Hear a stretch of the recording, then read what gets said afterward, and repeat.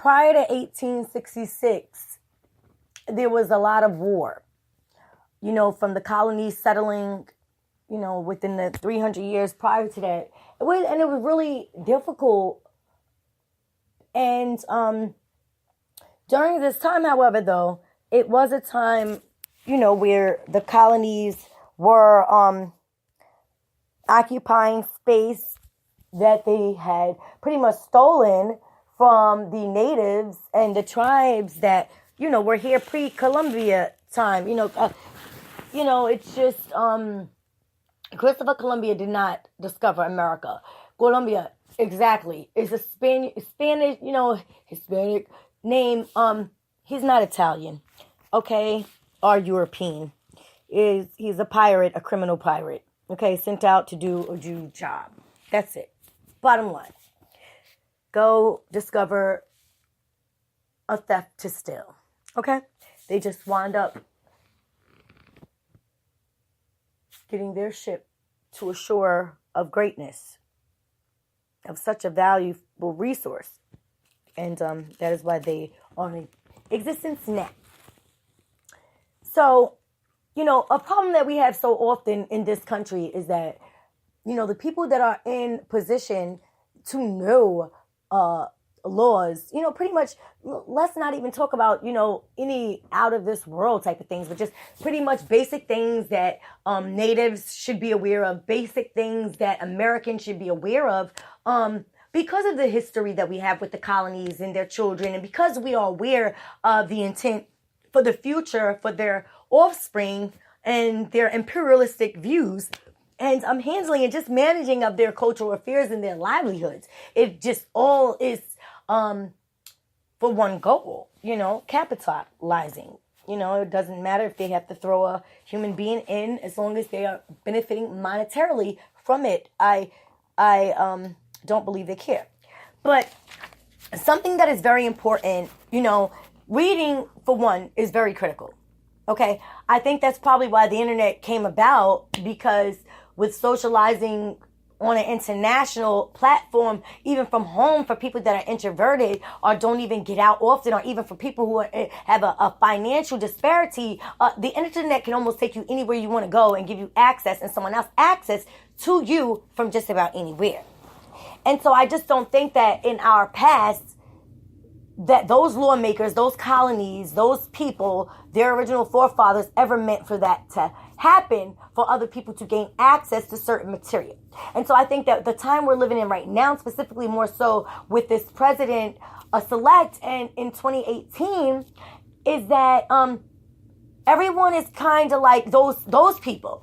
They are kind of like fighting to preserve what they've been doing to deceive not only us, but everyone, but mostly their own, that are so ignorantly stubborn-minded to facts. And when they hear these things, they are, just placed in such a displaced situation. But where it puts them really doesn't matter, because so often they have position. And because of this position, they can inadvertently hurt or harm us or affect our lives. Credit allows a person who don't like you to affect your life. If I can report something on you negatively, then I can hurt you. If I can do that, I could forbid you from getting adequate housing. I could forbid you from getting certain utilities, certain options that may not even be as costly to you. And so it gives a person or a system or entities a part of such a structure, such flexibility. A word that they like to utilize is discretion versus discrimination, but it's all the same. To still continue the cycle, still continue to manipulate, be deceptive, be ignorant, stubborn-minded to the fact of what is common law, which is of inalienable rights that really a man do not need another man to get. Now, of course, if a person enslaves you, until you can fight for your life to get freedom from the person, the slave holder, or the body or structure or the entities confining you to such an enslaving circumstance to be a slave, just like any person trafficked in this human sex trafficking, if you use that as an example in a modern day. But we don't have to, because in a modern day, we know that there is slavery happening. Why? We know that in a modern day, our government, our states have systematically concealed such critical information and access to such that almost deprives you, even knowing who you are, have an identity. That is a deprivation of right. If a man can walk around in 2018 and pretend, live his life in delusion after even having children, that all of a sudden he can dress like a woman and be perceived, and people are forced, threatened into accepting that man as in the likeness of a woman in the least. But he don't want that. He wants you to respect him as a woman. So he want to be a man and a woman and a delusion and anything offensive or anything he chooses to be, and he has the right to do that, right? So why can't people, natives, after all the evidence that we have, after all the intelligence we have, the archaeological findings that substantiate facts to attest to the fact that our rights, inalienable rights, are being violated, so much so that the system that has created other rights, other laws, other statutes, ordinances, and codes are almost made and exist to assist the counties, the municipalities, and these states under this united union to continue in the discriminatory pattern of behavior. It is too disruptive. It is debilitating. And so we have our children, ourselves, we're spending years of time, labor into a system. Let's just say 12 years. From kindergarten, 12, well, actually, that's 13, okay?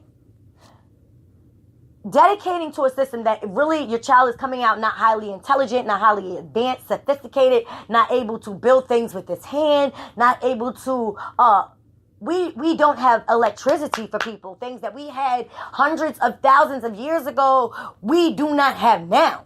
Buildings that can last a terroristic attack. We have a culture of people so delusional that they are focusing more on the infrastructure of artificial intelligence, of artificial food, artificial cloning, artificial creation of life, artificial this, artificial man to woman, artificial woman to man, artificiality.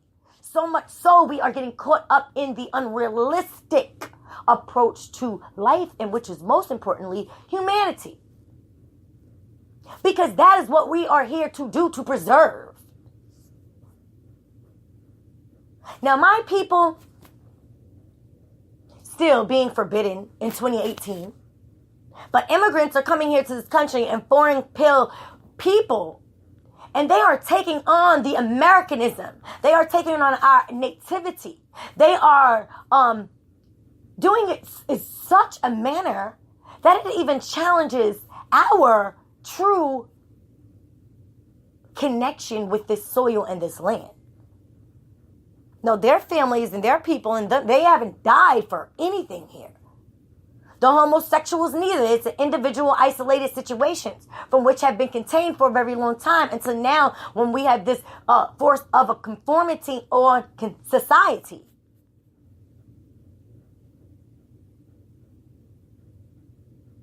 And as a native of this land, as a Cherokee, whose ancestors, my people, were murdered, mutilated, were ran out, were given 2 years by this United States Union. 2 years to vacate our own land. We did not sign it over. We did not give it to the European settlers, the colonies, nor their offspring or their offspring's children.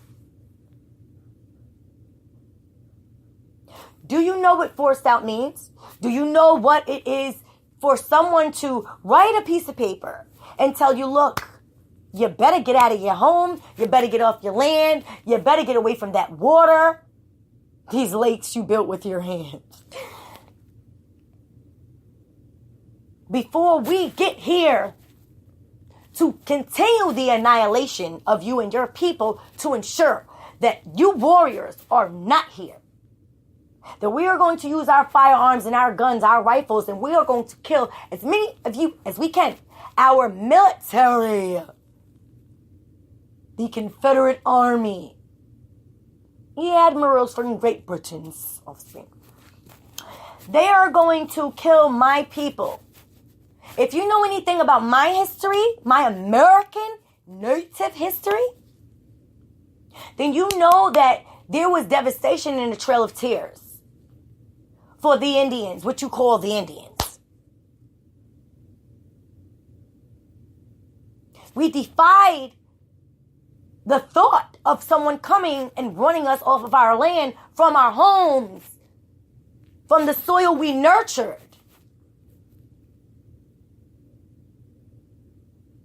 From the cosmetology of the atmosphere and the environment that had become of us. It's not of you. We are spiritually connected to this land and to the air that we breathed before you polluted it. And what can be contributed from the European colonies or their children or the settlers, that is not destructive. We don't need rules of organizing anything for us. We are adults with children, with minds. And even an incompetent mind can figure out a way to survive in the woods, on a world without any person to speak to. Put him out there with wolves. Leave him in a bin of sheep. And so when I speak from the tongue of a Native American. I don't speak from the voice of an explorer. I don't speak from the passion of a colonist. I don't speak from the hatred of a settler. I speak from all of that from a woman who has been so traumatized psychologically by the historical contributions of men we helped that hurt us. Because the Cherokee tribe is just Cherokee tribe in my blood.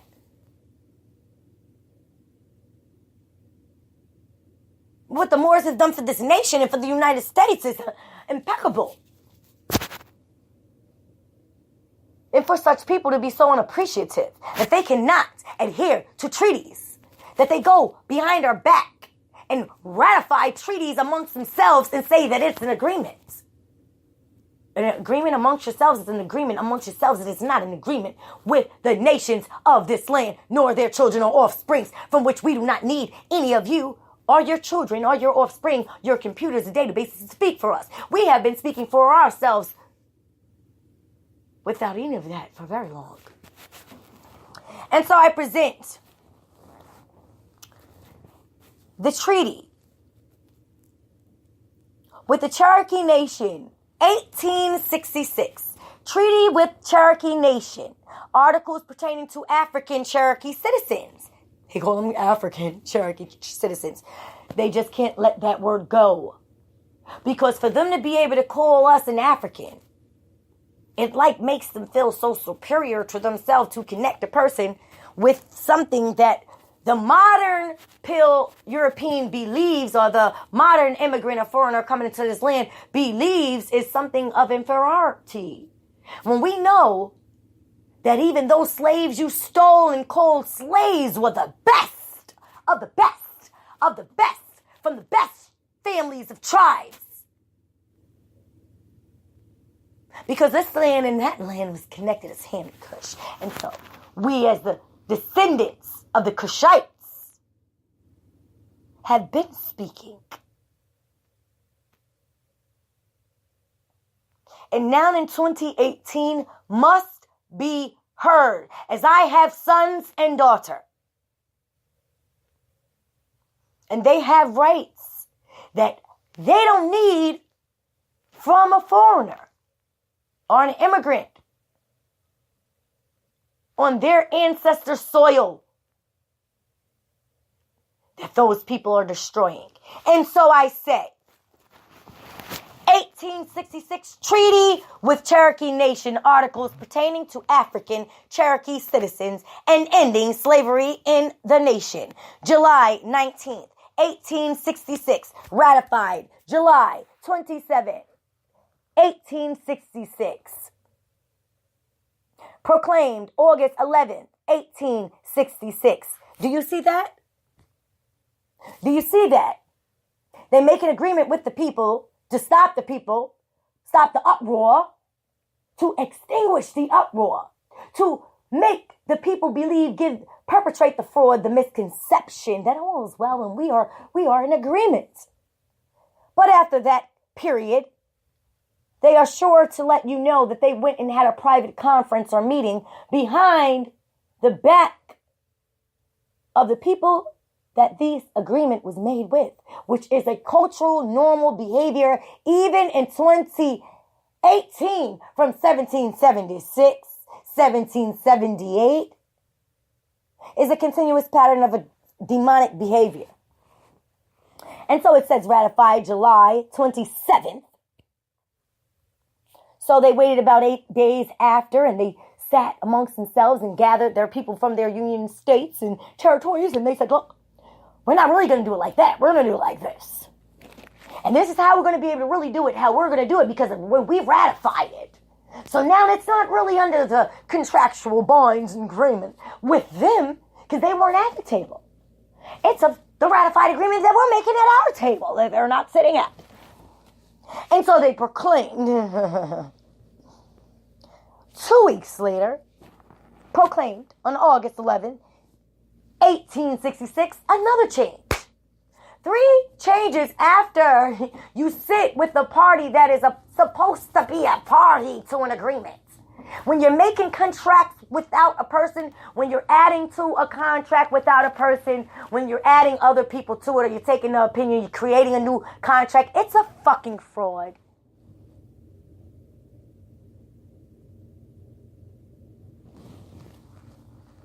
And so, again, 1816 Treaty with Cherokee Nation. Articles pertaining to African Cherokee citizens and ending slavery in the nation. Article 4. All the Cherokees and freed persons who were formerly slaves to any Cherokee and all free Negroes not had been such slaves who resided in the Cherokee Nation prior to June 1st, 1861, who may within 2 years elect not to reside northeast of the Arkansas River and southeast of Grand River, shall have the right to settle in and occupy the Canadian district southwest of the Arkansas River, and also all the tract of country lying northwest of Grand River, and bounded on the southeast by Grand River, and west by the Creek Reservation, to the northeast corner thereof, from thence west on the north line of the Creek Reservation to the 96th degree of west longitude, and thence north